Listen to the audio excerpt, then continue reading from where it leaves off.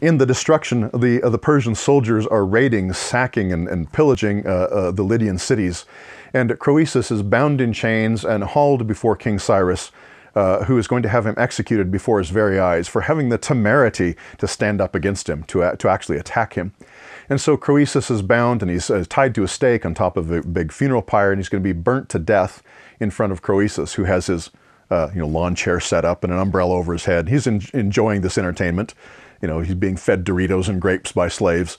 And Croesus is on top of this pile of wood. A soldier holds the torch to the fire and begins to set it alight.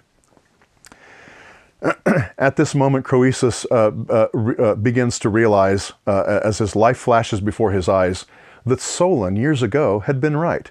Croesus now has lost everything. He's coming to a bad end. And so if Solon had been there, he would have said, no, you're not the happiest man. Your life is coming to a catastrophic end. So he begins to realize the wisdom of what Solon had said. And he calls aloud, oh, Solon, Solon, you were right. And King Cyrus the Great, the Persian king, sitting nearby, sits up and goes, what? What is he saying? Wait, don't light the fire. I want to hear what he's saying. And so the soldier who's been lighting the fire realizes that it's too late. The flames are already licking up through the wood. And so the soldier is calling for water. Let's put this out. And Croesus, looking down from his bound position at the flames climbing the wood toward him, realizes that the king is giving him a chance, and he's blowing on the fire, trying to put it out. But it's too late. The funeral pyre is burning. So now Croesus lifts his eyes to the heavens and he calls out, Apollo, Apollo, save me. And a tremendous thunderstorm comes roaring over and dumps water on him and puts out the fire. Smoking, steaming, but it's cold and it's out. And Cyrus sits back, having seen this turn of events, and says, wow, the gods listen to him. I really want you to cut him down now and talk to him. This is a man who's loved by the gods. So the soldiers cut the ropes, they bring Croesus down from the stake, and they bring him over to Cyrus.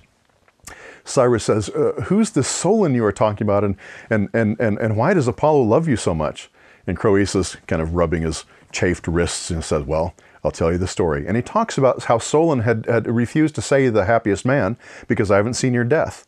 And now here I am at the point of my death, and I've lost everything. You've conquered me, O Cyrus the Great. And it turns out Solon is right. That's what I meant by my Solon cry.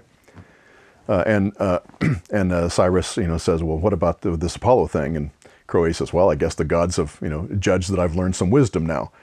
And Cyrus looks at Croesus and he realizes that he's in the same place. He's at the moment of triumph. He's conquered another king, but he says, I don't want to be like Croesus. I don't want to be arrogant.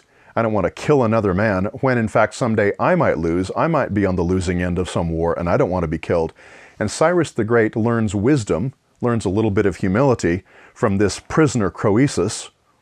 And this is one of the reasons why in ancient history and in the Middle Ages, Cyrus the Great is considered a wise man besides a great conqueror. He's Cyrus the Great for his wisdom, not just his military ability.